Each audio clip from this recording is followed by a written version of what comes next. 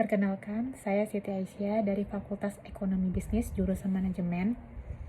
Di sini saya akan membahas materi hukum bisnis tentang hukum persaingan di Indonesia.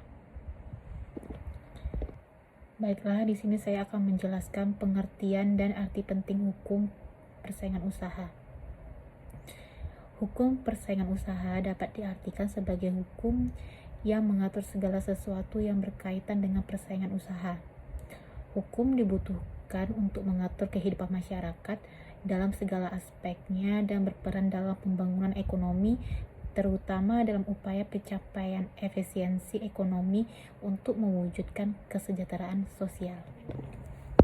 Hukum persaingan usaha yang merupakan bagian dari hukum ekonomi dalam pengaturan dan pelaksanaannya harus selaras dengan landasan konstitusi negara, yaitu Undang-Undang Dasar 1945.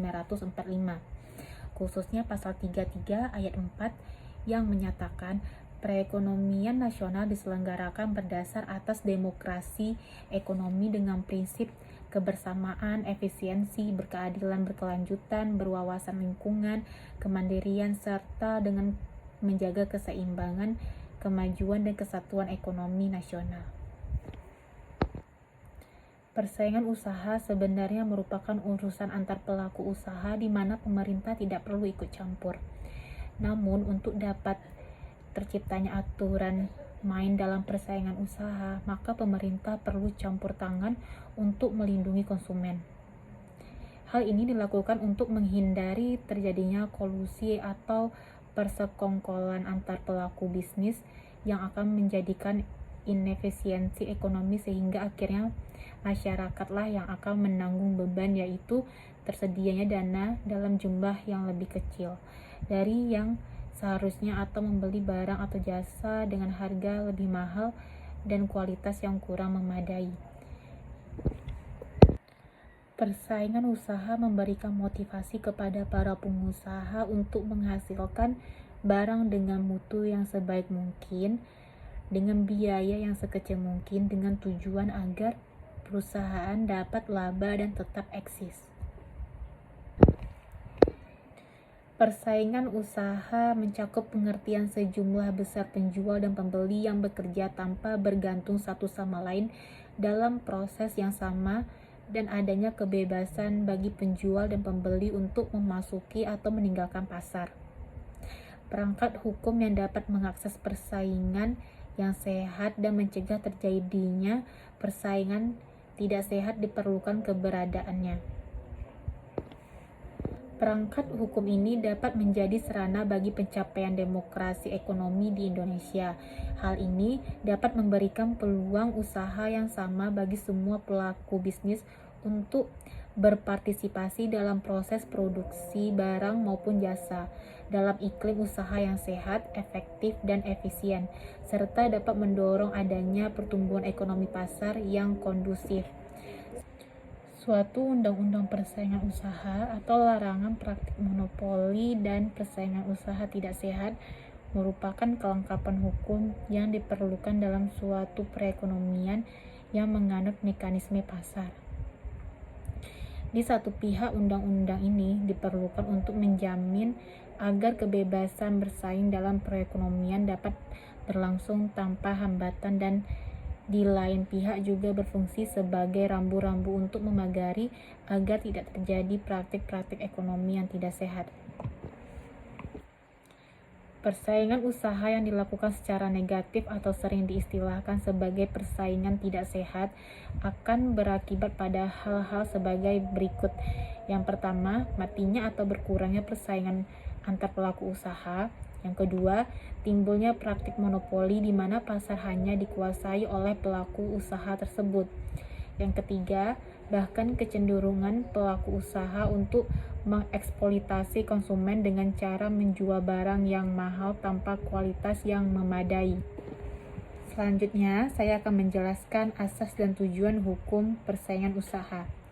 Asas dan tujuan akan memberi refleksi bagi bentuk pengaturan dan norma-norma yang terkandung dalam aturan tersebut, dan memberi arahan yang mempengaruhi pelaksanaan dan cara-cara penegakan hukum yang akan dilakukan. A. Asas hukum persaingan usaha. asas hukum persaingan usaha sebagaimana diatur dalam pasal 2 Undang-Undang Persaingan Usaha adalah bahwa pelaku usaha di Indonesia dalam menjalankan kegiatan usahanya berdasarkan demokrasi ekonomi dengan memperhatikan keseimbangan antar kepentingan pelaku usaha dan kepentingan umum, di mana ruang lingkup pengertiannya sesuai dengan penjelasan pasal 33 ayat 4 Undang-Undang 1945. B. Tujuan hukum persaingan usaha. Hukum persaingan usaha terkait dengan objek yang dilindungi dapat dikatakan mempunyai tujuan sebagai berikut. Yang pertama, melindungi pelaku usaha, terutama pelaku usaha yang tidak dominan. Yang kedua, mencegah penyalahgunaan kekuatan ekonomi dan melindungi konsumen dari ekonomi biaya tinggi, di mana konsumen dihindarkan dari pengeluaran atau biaya yang tidak sesuai dengan kualitas produk yang diterima. Yang ketiga, melindungi negara dari inefisiensi kegiatan ekonomi yang dapat mengurangi kesejahteraan nasional. Yang keempat, melindungi proses persaingan usaha itu sendiri dalam arti melindungi sistem mekanisme pasar yang wajar yang didasarkan kepada berlakunya hukum alamiah, penawaran dan permintaan agar tidak terganggu oleh suatu tindakan pelaku usaha maupun kebijakan pemerintah. Adapun tujuan dari Undang-Undang Persaingan Usaha sebagaimana diatur pada pasal 3 adalah sebagai berikut. Yang pertama, menjaga kepentingan umum dan meningkatkan efisiensi ekonomi nasional sebagai salah satu upaya untuk meningkatkan kesejahteraan rakyat. Yang kedua, mewujudkan iklim usaha yang kondusif melalui pengaturan persaingan usaha yang sehat sehingga menjamin adanya kepastian kesempatan berusaha yang sama bagi semua pelaku usaha. Yang ketiga, mencegah praktik monopoli dan atau persaingan usaha tidak sehat yang ditimbulkan oleh pelaku usaha. Yang keempat, terciptanya efektivitas dan efisiensi dan kerangka dasar pengaturan hukum persaingan usaha. A. Substansi pengaturan hukum persaingan usaha. Undang-Undang Persaingan Usaha Nomor 5 Tahun 1999 terdiri dari 11 bab dan dituangkan ke dalam 53 pasal yang dilengkapi dengan penjelasan umum dan penjelasan pasal demi pasal.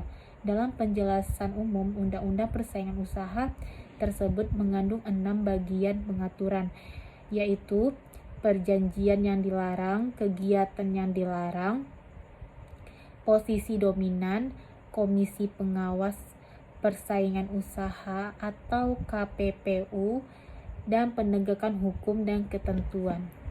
Baiklah, hanya itu saja yang dapat saya sampaikan. Semoga teman-teman semua memahami materi yang saya sampaikan. Sekian dan terima kasih.